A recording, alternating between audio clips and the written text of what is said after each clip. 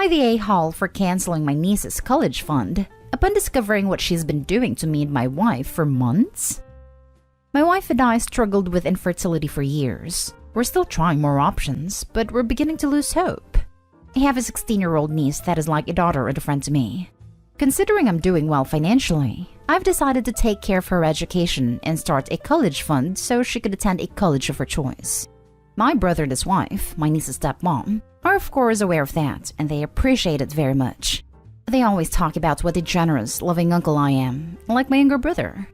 I've been dealing with a series of unusual, unexplainable events, like receiving texts at work from someone pretending to be my wife, informing me of some big news like her being pregnant, or finding mysterious envelopes in my car when I'm at my parents', and the envelopes contained letters from someone also pretending to be my wife, and again telling me she was pregnant.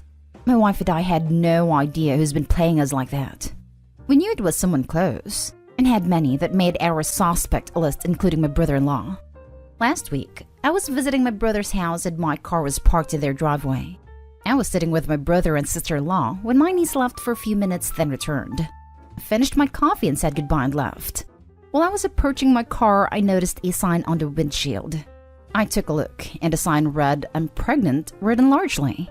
I was confused because I knew no one from this neighborhood, and suspected someone who knew me did it. I called my wife, and she again said this was false news. I took the sign and went back to my brother's house to help figure this out. He said someone must have left it in the wrong car, but I explained it happened before. He just shrugged. But sister-in-law pointed at the sign and said the writing looked similar to my niece's writing style. My brother told her to stop, but I called my niece to come downstairs and ask her. She denied, but got nervous and admitted leaving the sign on my windshield, as well as sending/leaving letters and texts pretending to be my wife. But didn't have ill intent, just did it for laughs. I blew up, telling her she was out of line to think mocking mine and my wife's suffering and playing us for months was funny. I said I was mad, and that I was disappointed and won't ever look at her the same. I informed her, my brother and sister-in-law, that I officially canceled the college fund I started for her due to her cruelty and disrespect for us. She broke down saying she meant no harm or disrespect, and was just messing with/teasing me. My brother said I can't actually make this decision based on small mistake my niece made. He said this is her future that I was giving up on, and my decision will have a lasting impact. I cut the conversation and left after he tried to talk me out of giving her this harsh punishment. But to me, this was no punishment, just realizing she didn't deserve my hard-earned money. Brother said I exaggerated, and he actually thinks punishing her by taking away electronics and having her do work around the house should be enough punishment, not canceling the fund I started for her. But I already told him canceling the fund was not a punishment, but a reaction from me upon finding out what she's been doing for over 2 months. Now for the top comments. Not a hole, but it probably wouldn't hurt if you sent her a few mysterious texts that said, "You won a scholarship," just for laughs. I'd love that. Maybe then she'll learn that saying "I meant no harm" means jack, after months of causing harm. Not a hole, and your brother has no right to demand your money for anything. In what world would she believe this was funny? Why would you think that? Brother's immediate reaction of trying to shut down stepmom makes me think he was more aware of what was happening than has been let on. I thought the same thing. He had to know what was going on to deny and try to redirect so quickly. I get teens can be malicious, but it just seems weird for a teen to go this way when she's clearly close to both of them. So how much influence has her dad had on her actions? His reaction just makes me think something more is afoot. Not a hole. Put the money towards fertility treatments, or whatever path you chose. Now for the next story. Am I the a-hole for taking back the money I promised my daughter for her trip after she refused to watch her younger siblings for the evening? My daughter Zoe, 17, has been planning a trip with her friends for weeks and asked for my wife's and my help with money. I promised her that I'll be paying for her part of the trip, which is about $80 from stuff she needs for the trip, food and other expenses. Zoe appreciated this a lot since she normally pays for trips and other fun things with her own money, but she left her summer job not too long ago. 2 days ago was my wife and I's wedding anniversary. We planned to go out and celebrate in the evening, and I asked Zoe if she could watch her younger siblings, 3 and 9, while we're out.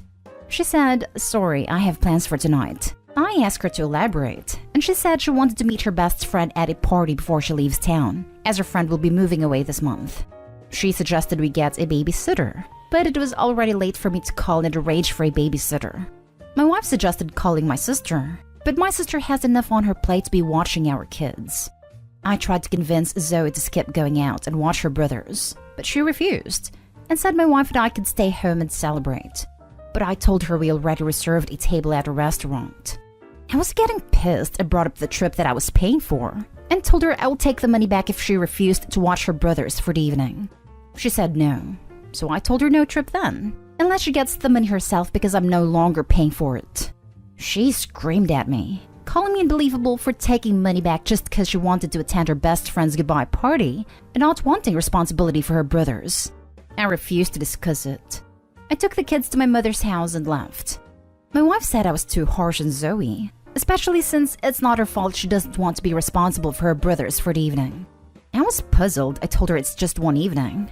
But still my wife thought I punished Zoe over nothing by taking the money I promised for her trip. Zoe isn't speaking to me, this cold shouldering me because of this.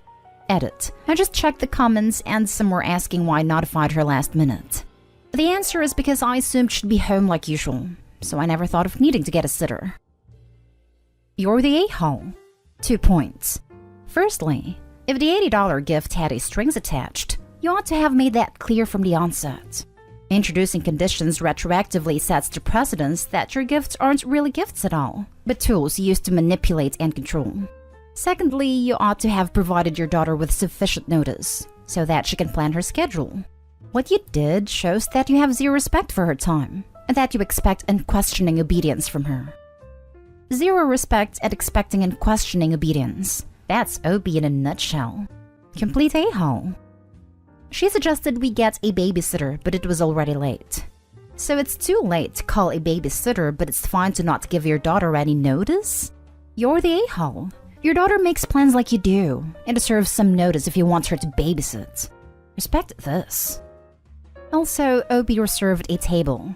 If he had time to reserve a table, he had time to either get a babysitter or give enough notice to his daughter. Your poor planning skills is not the fault of your daughter. She had plans, and you acted like a child when dealing with her. You're the a-hole.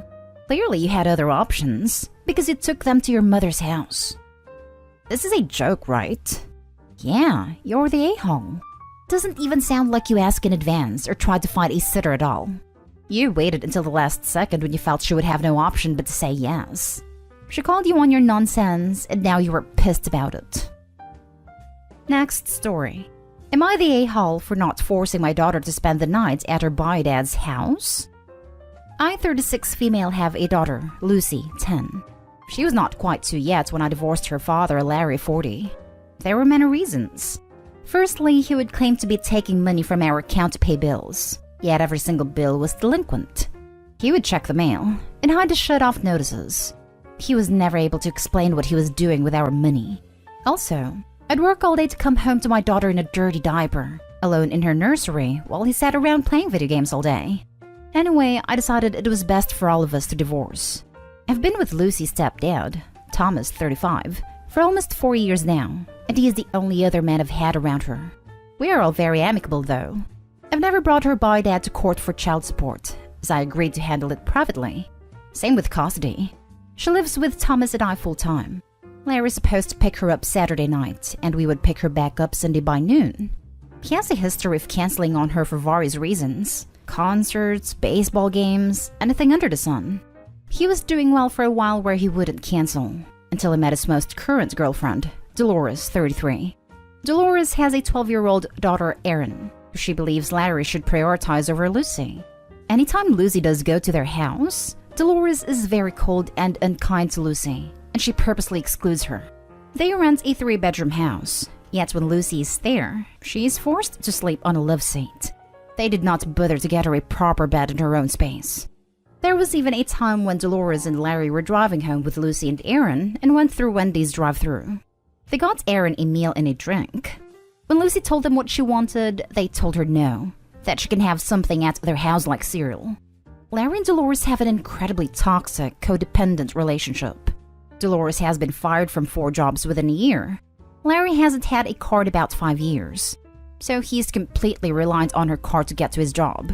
Neither can afford to live on their own, and Lucy says they fight constantly. She no longer enjoys being there.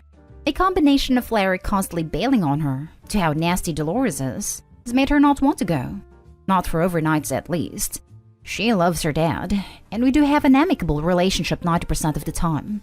But his failure to stand up to Dolores is starting to cause issues.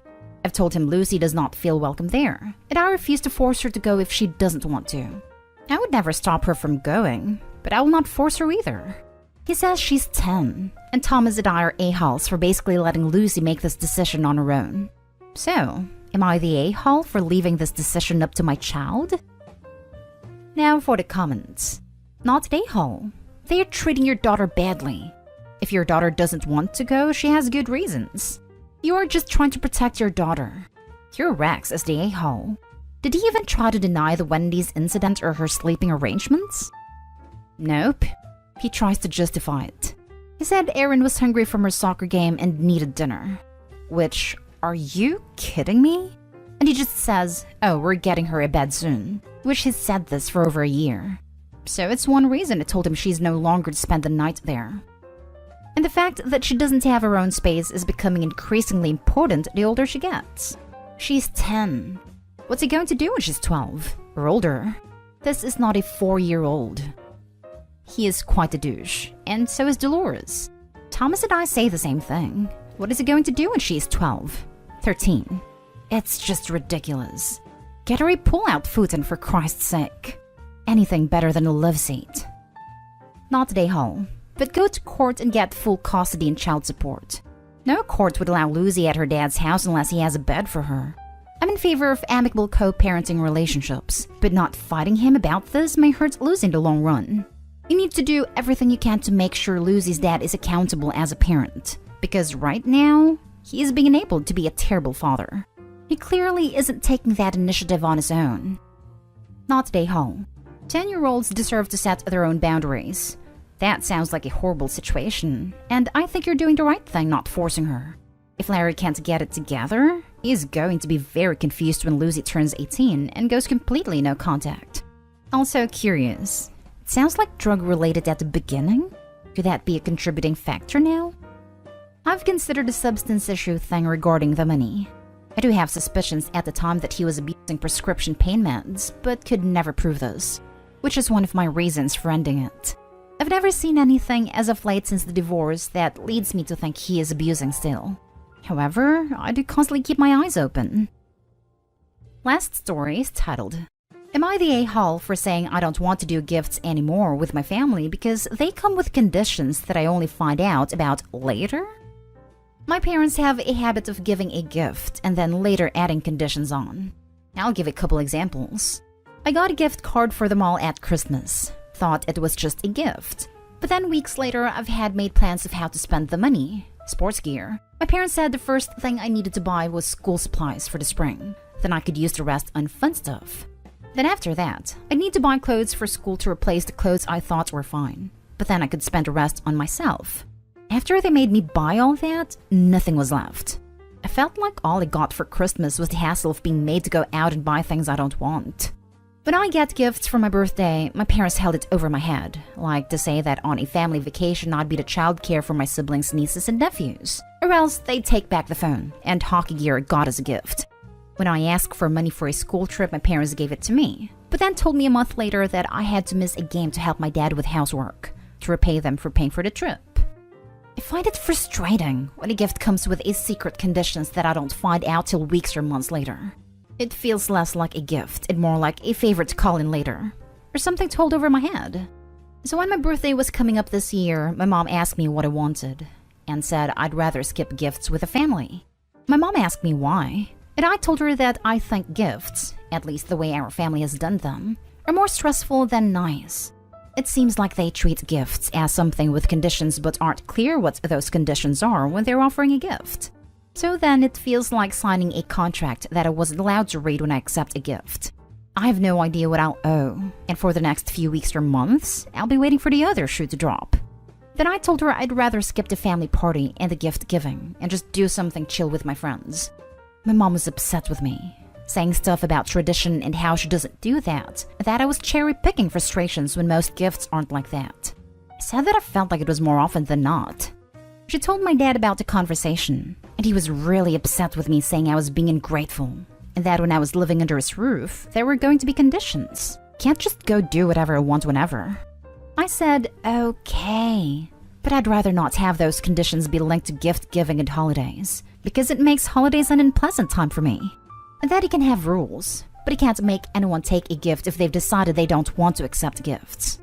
I was grounded for talking back like that. Am I the a-hole for having told my parents no birthday gifts? Not the a-hole. If they insist on giving gifts anyway, just put them to the side. And when they give you the surprise condition, give them the gift back. It will happen. My in-laws were that way. But I don't think that would make Opie any happier. He gives the money back that he doesn't want to buy school supplies and clothes with, and they'll buy him the school supplies and clothes. Because guess what? He needs them. He gives them the money back for the school trip. And now he can't go on a school trip that he clearly wants to go on because he asked for the money.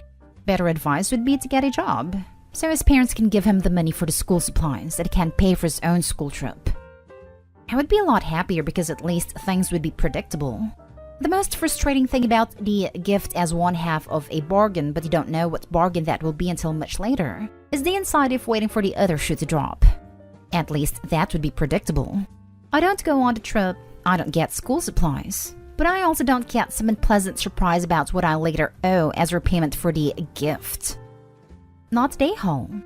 You got grounded because they were called out on their BS and they had nothing else to reply with. They retaliated instead. If you don't want gifts or parties, that's your choice. It's your birthday. And if they hold parties and gifts over your head as favors, they are more loan sharks than parents.